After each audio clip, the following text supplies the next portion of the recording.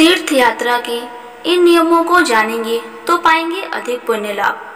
तीर्थ यात्रा जीवन का सबसे महत्वपूर्ण पहलू होता है जो ईश्वर से जोड़ता है और उसकी लीलाओं को दर्शाता है। लेकिन तीर्थ यात्रा पर जाने पर कुछ नियमों का विशेष ध्यान रखना जाता है। इन नियमों का ही ध्यान रखकर तीर्थ यात्रा करनी चाहिए, अन्यथा पुण्य फल की प्राप्ति नहीं होती है। आइए जानते हैं तीर्थ यात्रा पर किन नियमों को ध्यान में रखना चाहिए। पापों से मुक्ति के लिए तीर्थ यात्रा पर याद रखें ये बातें। सनातन धर्म में तीर्थ यात्रा का विशेष महत्व है और सदियों से ये देश की परंपरा भी रही है। शास्त्रों में बताया गया है कि जो भी भक्त सच्चे मन से तीर्थ यात्रा पर जाता है और भगवान के दर्शन करता है, उसके समस्त पाप नष्ट हो जाते हैं। लेकिन क्या आपको पता है कि तीर्थ यात्रा पर जाते समय कुछ बातों का ध्यान रखना चाहिए जिससे आपको अक्षय पुण्य की प्राप्ति हो सके। अगर आप इन बातों का ध्यान नहीं रखेंगे तो आपको पापों से मुक्ति नहीं मिलेगी, साथ ही जीवन में मानसिक शांति भी प्राप्त नहीं होगी। हालांकि कोरोना वायरस की वजह से देश के कुछ धार्मिक स्थल और तीर्थ स्थल खुल गए हैं, लेकिन अभी सुरक्षा के मद्देनजर कुछ बंद भी हैं।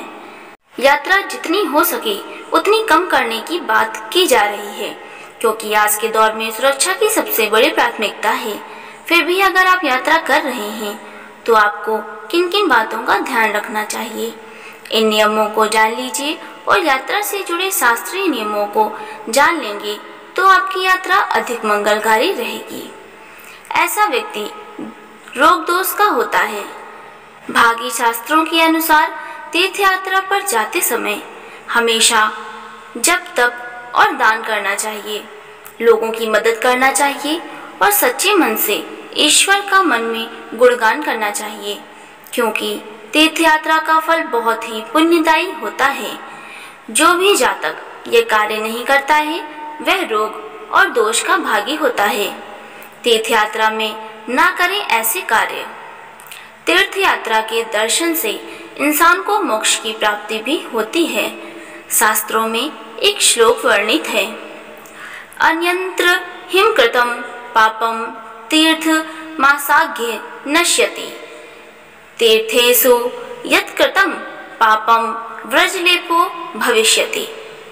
इस श्लोक का अर्थ है कि दूसरी जगह किया गया पाप तीर्थ यात्रा करने पर नष्ट हो जाता है, लेकिन तीर्थ यात्रा में किया गया पाप कहीं भी नष्ट नहीं होता है।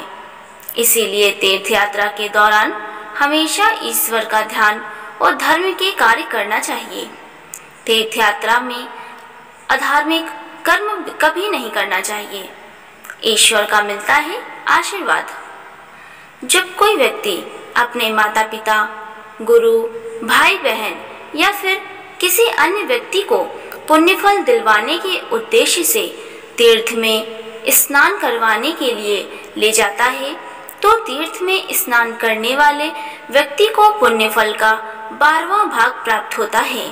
साथ ही ईश्वर का भी आशीर्वाद प्राप्त होता है। इस व्यक्ति को भी मिलता है पुण्य। तीर्थ यात्रा करने से न केवल पुण्य की प्राप्ति होती है बल्कि इंसान के विचार भी बदलते हैं।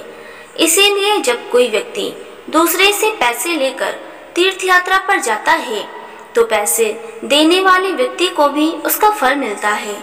पैसे देने वाले व्यक्ति को पुण्य फल का 16वां भाग प्राप्त होता है। सभी कार्य होते हैं पूरे शास्त्रों के अनुसार। जो व्यक्ति दूसरे कार्य से अगर तीर्थ स्थल पर जाता है तो उसको भी पुण्य फल की प्राप्ति होती है।